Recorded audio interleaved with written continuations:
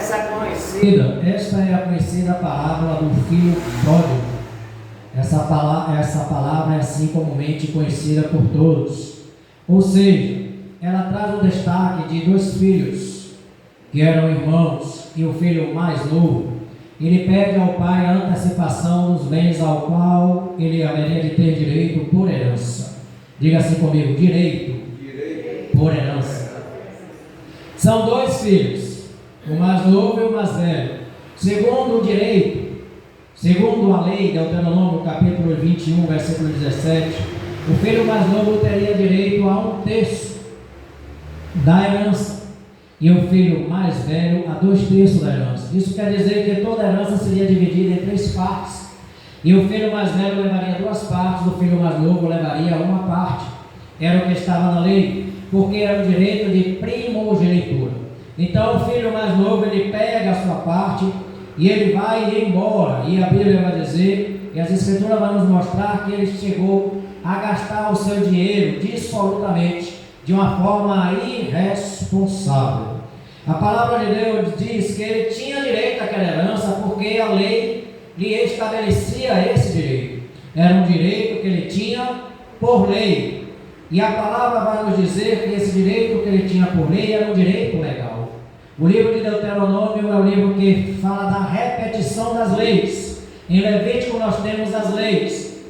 Em Deuteronômio nós temos a repetição das leis. Então o direito de herança era um direito legal daquele filho, porque a lei estabelecia e a lei determinava. Não era porque ele conquistou alguma coisa, mas era por causa da posição em que ele estava. Ou seja, ele estava em uma posição de filho, e por ele estar em uma posição de filho, ele era herdeiro de tudo quanto o pai possuía. Assim a gente aprende uma primeira coisa aqui, que como filho de Deus nós temos direito à herança. Como filho de Deus nós estamos em uma posição que nos dá direito. Nós temos direito a esta herança como filho de Deus, não porque nós conquistamos, mas por causa da posição em que nós somos colocados pela graça do Senhor Jesus Cristo. É como aquela música que a gente canta: tudo que Jesus conquistou na cruz é direito nosso, é nossa herança. Todas as bênçãos de Deus para nós, tomamos posse, é nossa herança.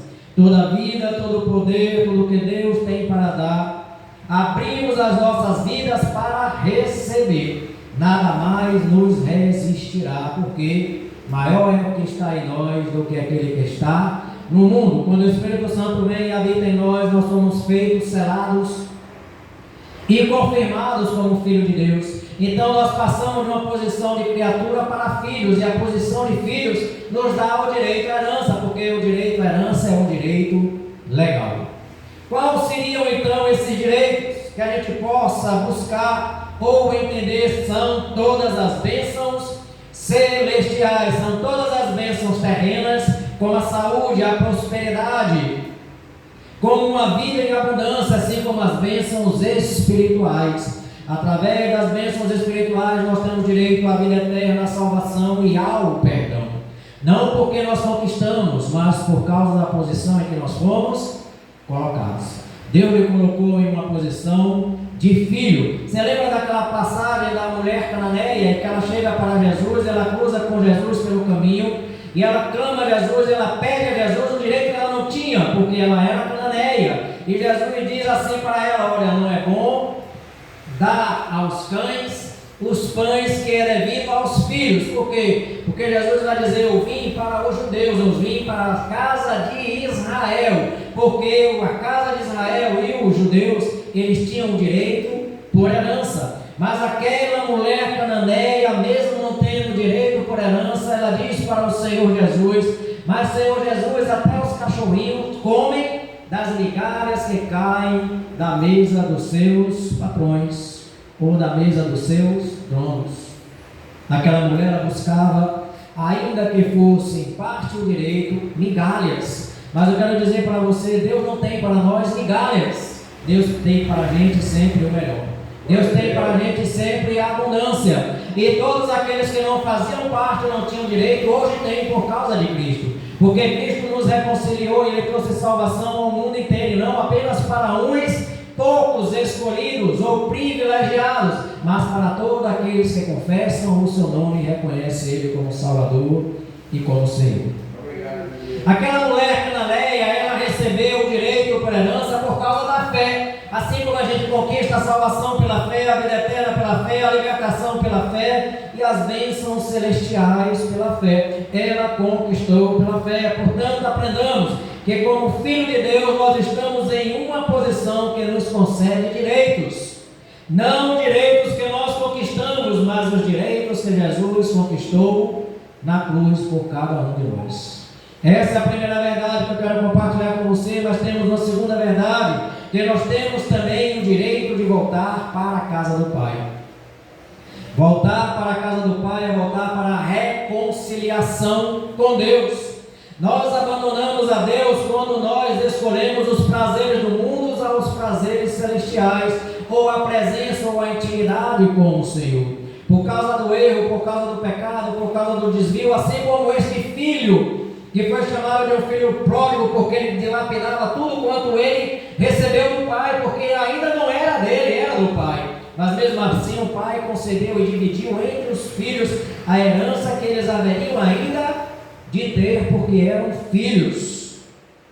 Esse filho mais novo, ele escolheu abandonar a casa do pai, sair da casa do pai, dissipar tudo que ele recebeu de bens e de herança, mas mesmo assim ele voltou à casa do pai sem nada mais. Ele perdeu tudo, mas o pai estava de braços abertos para perdoar e recebê-lo de volta. Por isso eu quero dizer para você, todos nós temos direito de voltar para a casa do pai. A casa do Pai não é exclusiva para alguns. A casa do Pai é para todos aqueles que, como na primeira verdade, reconhecem ao Senhor Jesus como Salvador e como Senhor. Muitas pessoas saem da presença, andam por lugares ermos, vai ter novas experiências no mundo, mas nenhuma dessas experiências tem a capacidade de preencher o vazio que tem todos nós, que é a falta ou a ausência de Deus. Só Jesus pode preencher esse vazio em nós, que é a presença de Deus por meio do teu Espírito Santo. Eu fico imaginando aqui Adão e Eva, qual é o maior desejo, o maior sonho de Adão e Eva? Alguém pode me dizer? Eu creio que era voltar para o paraíso. O lugar onde eles estavam, que eles tinham tudo em perfeição, mas eles perderam, porque saíram da casa do Pai, saíram da presença do Pai por desobediência. Foram usufruir das coisas do mundo, mas a vontade que eu creio que eles teriam era voltar para o paraíso, assim como nós temos o desejo e a vontade de ir para o paraíso, estar na presença do Pai. A palavra de Deus, como essa música diz, a casa do Pai, ele vai dizer assim: tu me conheces e sabe tudo o que eu preciso antes mesmo de eu falar. Tu me amas e o teu amor é mais do que eu possa imaginar. Não quero ser apenas o teu servo, quero atrair o teu olhar, Senhor. Eu venho a ti como um filho que te ama. Essa é a canção que a gente cantou, irmão Henrique. A palavra de Deus vai nos mostrar aqui nas Escrituras que o filho mais velho, ele estava tão perdido quanto o filho mais novo, que saiu da casa da presença do Pai, que saiu do abrigo, que saiu da segurança e foi para longe, para um lugar distante, para um lugar esmo. O filho mais velho estava tão perdido quanto o filho mais novo, porque pior ainda, ele estava perdido dentro de casa. Assim como muitas vezes nós estamos perdidos em nós mesmos e não conseguimos nos encontrar porque não encontramos Deus. Nossa verdadeira identidade está em Cristo, porque Ele nos fez e o Senhor nos fez para sermos semelhantes, imagem e semelhança do Senhor. Mas nós perdemos essa imagem e semelhança quando a gente sai da casa do Pai. Sair da casa do Pai é sair da presença. O filho mais velho, ele estava perdido dentro da casa do Pai, assim como muitos de nós ainda estão, ou muitos aí ainda, né, irmão Henrique, estão precisando voltar para a casa do Pai. A palavra de Deus vai dizer que quando o filho chega, ele ouve música, ele ouve dança, mas a música e a dança que estavam acontecendo naquela casa, Eduardo, não era para ele. A música e as danças que estavam acontecendo na casa do Pai era para o filho rebelde que saiu, mas que se arrependeu e que voltou. Porque Deus está sempre pronto para poder perdoar, mesmo naqueles que se rebelam contra o Senhor. A música e a dança não era para ele, era para o irmão que voltou. O bezerro cevado não era para ele, o filho mais velho estava no campo, estava trabalhando, estava na agricultura, estava cefando, estava podando, estava colhendo, estava suando para poder produzir e multiplicar as propriedades dele e a propriedade do pai, enquanto o outro despedaçava ou dispensava, ou se desfazia de tudo. Mas a palavra e as escrituras vão dizer que o bezerro cevado que foi preparado também não foi para o filho, que certamente voltou do campo com grande fome e sede, e com, vamos dizer assim, com água na boca, de poder pegar aquela carne, né? Aquele churrasco, aquele bezerro cevado, e se deliciar com ele. Mas não foi feito para ele, ainda que ele tivesse um dia inteiro e cansativo de trabalho. Às vezes a gente chega, né, em casa e se decepciona, né? Porque você vê algo lindo, algo bonito, mas alguém diz assim: não mexa, porque não é seu. Não mexa, porque está separado para fulano ou para ciclano. Não mexa. E você vai e olha para um lado, para o lado, dá uma beliscadinha, mas não mexe. O bezerro cevado, Rose, não era para o filho mais velho, era para o filho mais novo, ainda que ele não merecesse. O filho que estava na casa do pai estava tão distante do pai quanto o filho que saiu. A melhor roupa, o melhor anel, a melhor sandália não eram para ele, era para o filho mais novo. Por quê? Porque tudo quanto ele precisava já estava à sua disposição. Tudo quanto você já precisa em Deus já está à sua disposição. Você precisa saber reconhecer o seu direito legal de filho. Tudo quanto você precisa já está à disposição. Nós temos o direito de voltar para a casa do Pai, tanto quanto aquele que já está na casa do Pai. Saiu, se perdeu, se desviou, mas volta, e glória a Deus a gente dá quando volta, quando se firma, quando se confirma e quando permanece. A gente dá graças a Deus quando vê alguns que às vezes saem, se desviam, mas voltam para a casa do Pai, porque a casa do Pai não é exclusividade minha, não é exclusividade sua. A casa do Pai é para todos aqueles que se arrependem. Terceira e última coisa: há lugar reservado para você na casa do Pai. Jesus diz assim: ó, na casa do meu Pai há muitas moradas. João capítulo 14. João capítulo 14, Jesus diz assim: na casa do meu Pai há muitas moradas, pois eu vou para vos preparar lugar. Se não fosse assim, eu não vos teria dito. Se eu não fosse preparar lugar, eu não ia dizer isso para vocês. Mas eu estou dizendo porque eu vou preparar lugar para onde eu estiver, vós possais estar também. A palavra de Deus vai nos mostrar que o nosso lugar é na casa do Pai, e que o nosso lugar na casa do Pai, Henrique, já está preparado. Tem um lugar especial lá para o Senhor, assim como tem um lugar especial para mim. Observe que a necessidade do filho que voltou eram necessidades básicas. O que é que o filho que voltou queria? Ele queria comida, porque ele estava com fome. Ele queria roupa, porque as roupas dele já estavam sujas, estragadas, fedidas, encardidas. Ele queria uma sandália, porque a dele quebrou. A havaiana tocou, não tinha como consertar, botar um prego, um parafuso, qualquer coisa. Tinha que ter uma sandália nova. Ele queria um anel, porque o anel dele tinha pedra, mas a pedra se perdeu. Ele só precisava de coisas básicas. O filho que voltou, e o que ele recebe além disso? Carinho, amor e segurança. Mas aí a gente vai para as necessidades do filho mais velho. O filho mais novo só precisava e necessitava de coisas básicas, e às vezes a gente tem as coisas básicas em nossas casas e às vezes a gente não dá valor ao que tem. É isso que aconteceu com o filho mais velho. Ele tinha todas as coisas básicas. Ele tinha roupa, ele tinha anel, ele tinha sandália, ele tinha bezerro, ele tinha um teto, ele tinha o que comer, ele tinha o que beber, ele tinha música, ele tinha dança. Ele tinha tudo à sua disposição em casa, mas ele não sabia usufruir daquilo que ele já tinha.